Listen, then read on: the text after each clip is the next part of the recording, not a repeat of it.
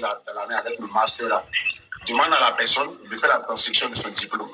Lorsqu'il fait la transcription de son diplôme, il va avoir ce qu'on appelle, quand on fait la transcription là, c'est en fonction du crédit. Donc si le crédit qu'on lui attribue après si le crédit qu'on lui donne après la transcription fait l'équivalence du master ici, d'accord, tu vas aller au basic training, mais tu seras un E4, d'accord. Maintenant, quand tu sors du basic training là, tu vas faire ce qu'on appelle green and gold. Tu vas faire ce qu'on appelle green and gold. Et là, mais si la personne veut faire ça, c'est pas ça la question. C'est pas ça. Attends, ok, tout cas confirmé, parce que il y a beaucoup d'hommes qui le disent, mais je vais noter ça, cette question, et puis je vais demander à ma patronne. Si elle a chance, je vais t'écrire. Mais chose bizarre, je réponds à ta question maintenant. Chose bizarre, si la personne rentre à un master, c'est bon, parce que le minimum des diplômes qu'on prend, c'est le bac du pays. Donc, comme elle a bien dit, si la personne rentre avec un master, la personne va être un E4. Oui. Un E4, c'est bien pour le salaire, tout et tout. Mais pour, comment on dit ça? Si au cas où, je pense que moi, mon point de vue, comme tout que l'a bien dit aussi, tu es rentré à être degré, il ne faut pas t'asseoir sur ton diplôme. Il faut chercher à avancer. Exactement. Parce que la personne veut repartir à l'école, Jacques, profiter comme vous offrir les opportunités de l'école au sein de l'armée. Donc, je me dis que normalement, quand on fait souvent les transcriptions de master ici, très souvent, ça devient le bachelor. Oui, mais c'est ça. Ça veut dire ça comme il faut 120 crédits. Donc, ça peut pas la personne ne peut pas devenir sergent. Sergent, c'est autre procédure. C'est le il faut, ils vont te donner. Tu vois, non? Donc, ça veut dire que la personne maintenant va entrer et après, elle pourra faire un master. Ma question, c'était sur, en fait, je ne sais pas, ma question était de savoir que quand tu encadres, donc, disons que tu as ton master du pays, disons qu'on a fait les équivalents, ça t'a donné un master. Peut-être que tu as un master en biologie animale, je dis ça comme ça. Maintenant que toi, tu veux faire un master en cybersécurité, est-ce que si tu fais ça, est-ce que l'armée va t'accompagner disant que est-ce qu'on ne va pas dire que tu as déjà eu un master, donc on ne va pas payer pour tes études, ou bien tu es obligé d'aller faire un PhD? C'est ça ma question.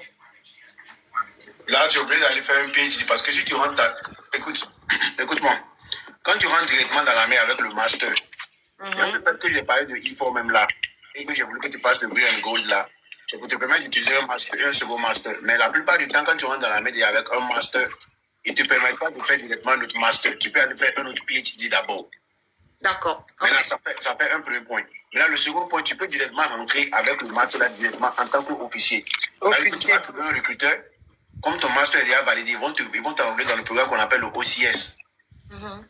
Et là, tu rentres directement dans l'armée en tant qu'officier. Et donc, le programme de OCS, là, tu vas directement sur ça, tu vas sur la formation des officiers pour sortir officier. Tu n'es pas venu de rentrer en tant qu'enlisted soldiers.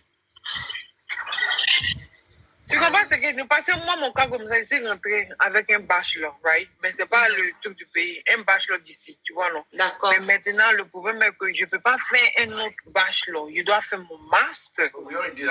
Tu vois, non? Exactly. Donc maintenant, si elle finit ça, maintenant, si elle fait un autre associé, ou bien si elle fait certificat, je fais. Tu comprends ce que je dis, non? C'est bon pour côté argent. Maintenant, si la personne... Bon, si la personne a des enfants, moi, mon conseil pour la personne, tu peux utiliser armée tier, il y a tier. L'armée donne le tier pour partir à l'école, tu peux utiliser ça. Mais tier là, c'est every year, c'est 4500, tu vois, ça va pas suffire. Mais si la personne veut utiliser sa bourse aussi pour partir, c'est possible. Mais si la personne a des enfants, cette bourse-là, tu peux transférer ça à tes enfants pour ne pas que demain, tu vois, non, là, en fait, l'école est déjà réglée. Tu vois, moi, ça, c'est mon cas. Tu vois, non. Comme moi, ici, rentré avec un bachelor, donc, à tout moment, ici, en train de faire mon master, je prends l'argent qu'on me donne, les 4500, là. Chaque année, il va à l'école. Donc, ça prend le temps parce que ça ne peut pas tout couvrir, tu vois, non. Donc, parce que comme ma bourse d'études, ils sont en train de garder ça pour ma fille. Tu vois, I don't want to waste it. Tu vois, non. Mais dans son cas aussi, là, si elle veut, elle peut faire les certifications. C'est ça, c'est bien beau de faire les degrés, mais si les certifications, là, ça prend même que les degrés. Mais le TIE, là, couvre aussi les certifications, là? Oui, le TIE, là, chaque année, c'est 4500. Ok, fine. Yeah, TIE, là, ça peut couvrir les certifications. Les certifications, c'est pas trop cher. Et puis, ça dépend des écoles que